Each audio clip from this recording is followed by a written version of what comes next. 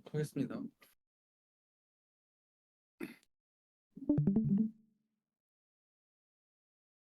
자, 이펙티브 자바의 아이템 74 메서드가 던지는 모든 예외를 문서화하라입니다. 자, 여러분이 책을 보시면 첫 줄에 이런 식으로 써져 있습니다. 메서드가 던지는 예외는 그 메서드를 올바로 사용하는데 아주 중요한 정보다.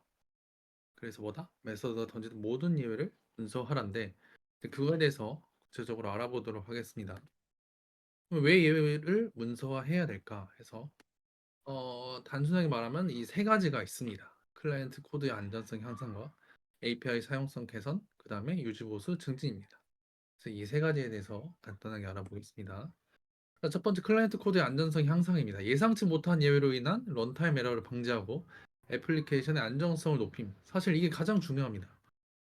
그래서 예시를 보자면 이런 식으로 빨간 줄 그어 있는 것처럼 특정한 상황에서 예외가 발생할 수 있음을 미리 적시해서 우리가 이 메서드를 사용할 때, 이러한 경우에 어떠한 예외가 터질 수 있겠구나. 이러한 경우에는 이러한 또 다른 예외가 터질 수 있겠구나를 미리 인지하고 사용할 수 있게 됩니다. 메서드를. 그래서 사전에 우리가 어떤 예외가 터질지 모르고 사용하는 거랑 이미 인지하고 사용하는 거랑은 큰 차이가 있겠죠. 그래서 이런 식으로 사용자가 미리 인지할 수 있도록 작성을 해주시면 애플리케이션 안정성을 더 높일 수 있다고 합니다.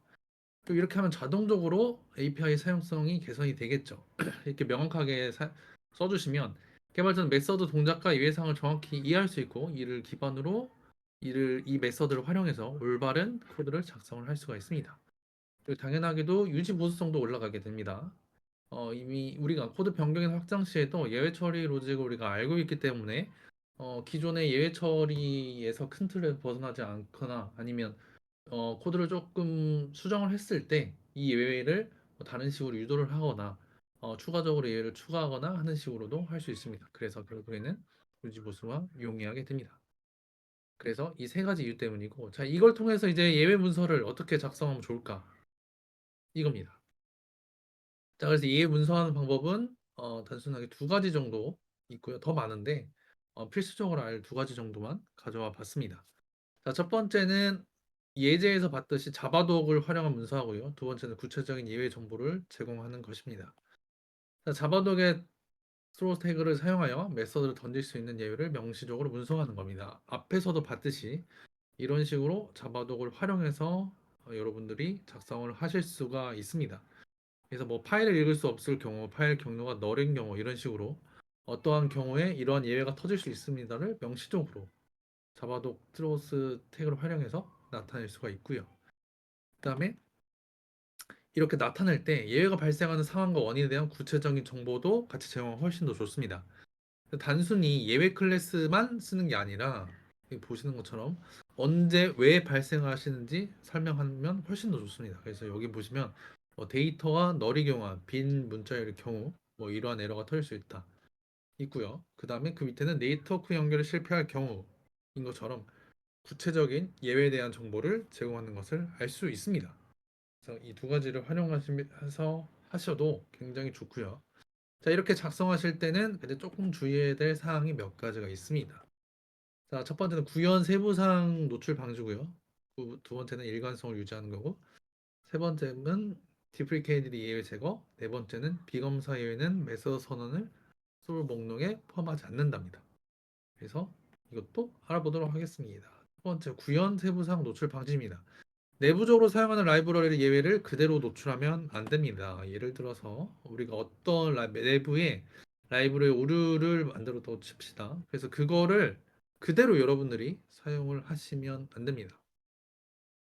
그래서 그 내부 구현 사항이 어떤 힌트 같은 거를 노출될 수가 있기 때문에 그대로 노출하시는 것보다는 이런 식으로 여러분들이 따로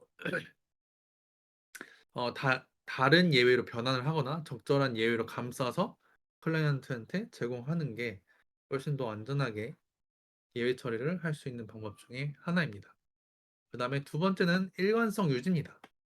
모든 메서드에 일관된 방식으로 예외를 문서하여 API 사용자에게 예측 가능한 정보를 제공하게 해주고요.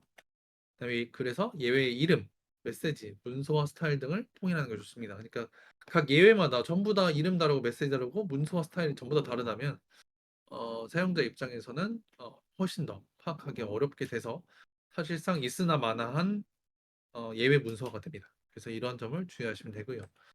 그다음에 디프리케이티드 예외 제거입니다. 사용하지 않거나 예외에서 더 이상 던지지 않는 예외는 문서에서 제거하여 혼란을 방지합니다. 즉 여러분들이 코드를 리팩터링 할 때 예외를 사용하지 안 하게 된다면 그 문서화 시킨 것도 같이 삭제를 해주셔야 됩니다.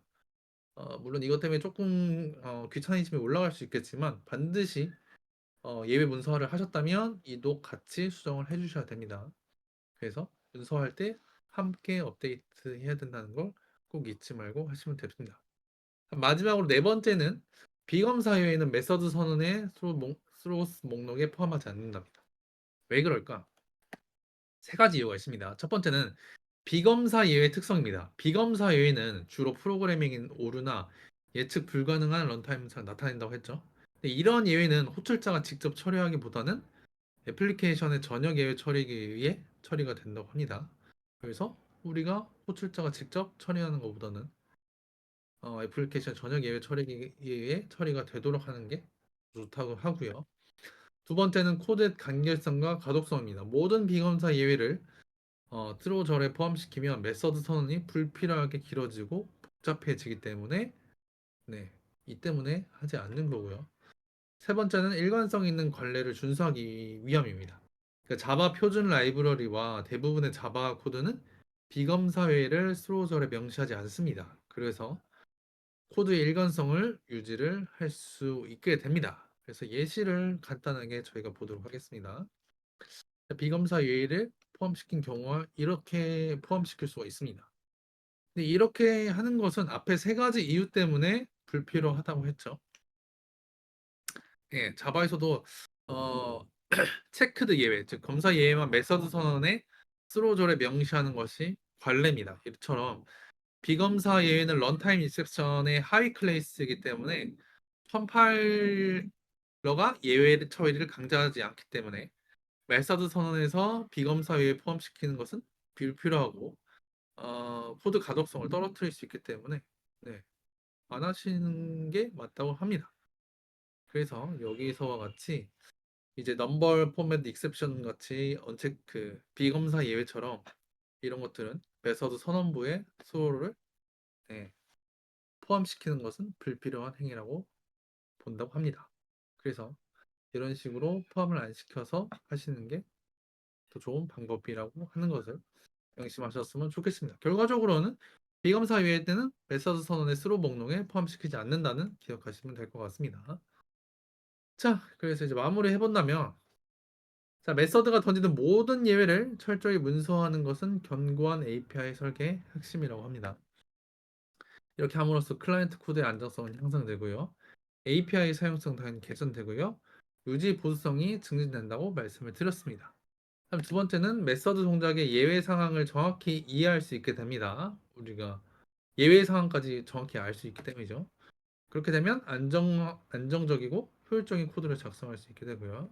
끝으로는 예외 문서화는 단순히 예외 클래스를 나열하는 것이 아니고 그에 발생하는 상황, 원인, 그리고 해결 방안까지 즉 구체적인 언제 일어났고 왜 일어나는지 같은 것도 적으시는 게 좋다고 합니다.